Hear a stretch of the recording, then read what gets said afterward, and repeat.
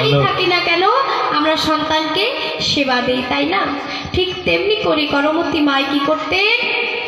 করমতি মাই কোনো নিয়ম আচার নিষ্ঠা পালন করতেন না। তিনি এটা চিন্তা করতেন না যে গোপাল গোবিন্দ তিনি হচ্ছেন বিশ্ব ব্রহ্মাণ্ডের মালিক, তিনি এক ভগবান। তিনি গোপালকে ভগবানের রূপে দেখতেন না, দেখতেন নিজের সন্তান, নিজ পুত্র রূপে। নিজ পুত্র রূপে দেখে করমতি মাই কোনো নিয়ম আচার পালন না করে যখন যে অবস্থায় থাকতো গোপালকে সেবা দিত। বাসি কাপড়ে বাসি মুখে গোপালের জন্য রন্ধন করত, সেইভাবে গোপালকে সেবা দিত। যেমন করে সম্ভব, যেমনি করে পারত আমার মা, সেই করমতি মাই আমার গোপালকে সেবা দিত। এমন করে চলতে চলতে হঠাৎ করে একদিন সেই করমতি মায়ের ঘরে এক বৈষ্ণবের আগমন হল। ওই বৈষ্ণব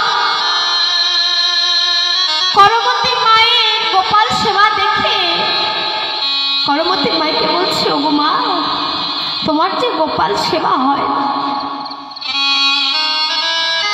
তোমার যে গোপাল সেবা হয় না গো, তোমার গোপাল তো তোমার হাতে সেবা নেয় না। করমতি মাই বলছে, কেন কেন তুমি এই কথা বললে? আমার গোপাল কেন আমার হাতে সেবা নেবে না? বৈষ্ণব বলছে, ওগো মা, তুমি তো কোনো আচার নিয়ম পালন করো না। তুমি যখন যে অবস্থায় থাকো তোমার গোপালকে তেমনি করে তুমি সেবা দাও, কিন্তু গোপাল যে এমনভাবে সেবা নেয় না, তোমার গোপাল তো তোমার হাতে সেবা কোনোদিন গ্রহণ করে না। যেই না বৈষ্ণব বলেছে তোমার গোপাল তোমার হাতের সেবা গ্রহণ করে, করমতি মাই নয়ন জলে ভেসে যাচ্ছে আর বলছে, সত্যি কি তাই? আমি যে ভালোবেসে আদর স্নেহ দিয়ে আমার পুত্রকে আমি সেবা দিই, আরে বৈষ্ণব কিনা বলছে আমার ছেলে আমার হাতের সেবা গ্রহণ করে না।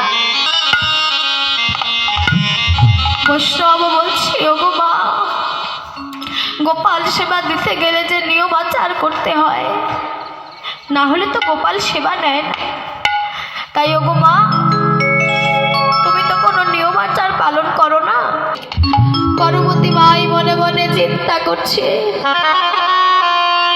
সত্যি যদি আমার গোপাল আমার হাতে সেবা না নিয়ে থাকে, হয়তো সত্যি আমার সেবা আমার গোপাল গ্রহণ করে না, হয়তো আমার তাকে সেবা দিতে কোনো ভুল হয়। তার চেয়ে বরং আমি তাহলে এই বৈষ্ণবের কথা অনুযায়ী আমি আমার গোপালকে বৈষ্ণবের হাতে তুলে দিই।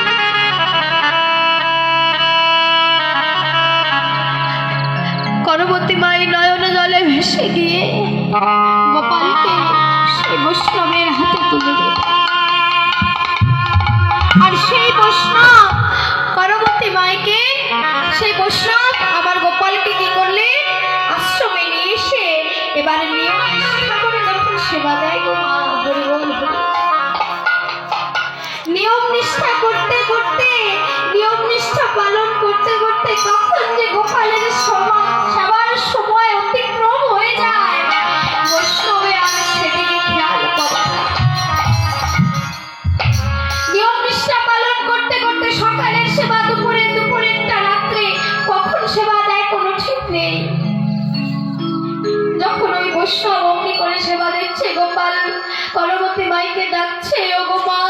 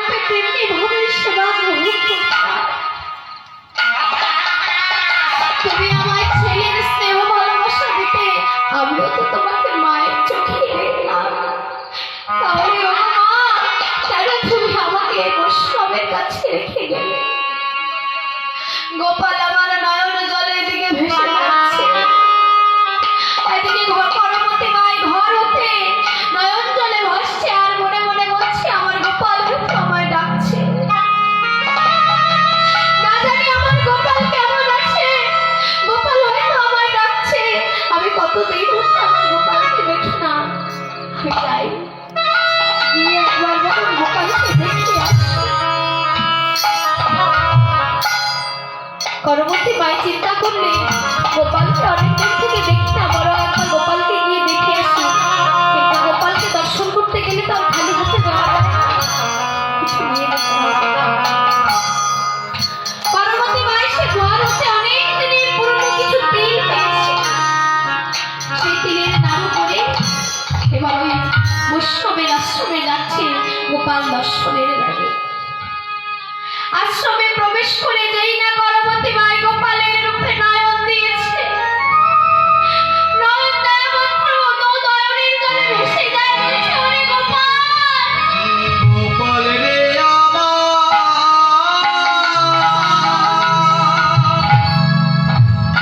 ওরে প্রাণের গোপাল, ওরে আমার প্রাণের গোপাল রে। ওরে বাবা গোপাল, তোর চাঁদ মুখখানা এমনি করে শুকিয়ে গেছে। ওরে গোপাল রে, তোর মুখখানা এমন শুকিয়ে গেছে কেন? তুই কি কিছু খাসনি বাবা? তুই কি কিছু সেবা করিস? ওরে গোপাল, দেখ আমি তোর জন্য কি এনেছি, আমি তোর জন্য নাড়ু এনেছি। আমি তোর জন্য নাড়ু এনেছি। তোর এই চাঁদ মুখখানা যে আমি আর এমন করে দেখতে পাচ্ছি না। করমতি মা কি করলেন, ওই নাড়ুখানা একবার গোপালকে খাইয়ে দেয়, আবার সেখান থেকে নিজে নিয়ে নিজেও মুখে দেয়। এমন রূপ দর্শন করে বৈষ্ণব বলছে, ওগো মা, এ জগতে কত না ভক্ত দেখেছি, কত না কৃষ্ণ ভক্ত দেখেছি গো মা, কিন্তু তোমার মতো ভক্ত তো আমি আর কোনোদিনও দেখিনি।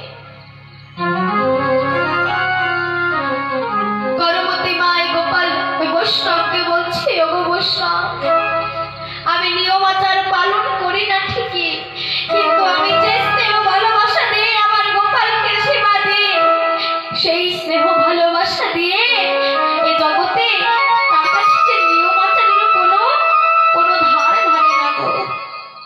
কি মা, তাই হয় না? নিয়ম আচার করতে করতে দেখা যায় সময় সেবা সময় দিতে পারে না, কিন্তু ওইদিকে মহাজন বলছে, ওগো তোমরা নিয়ম আচারের থেকে বড় আমার ভগবানের প্রতি বিশ্বাস, ভালোবাসা, প্রেম, স্নেহটা রেখো।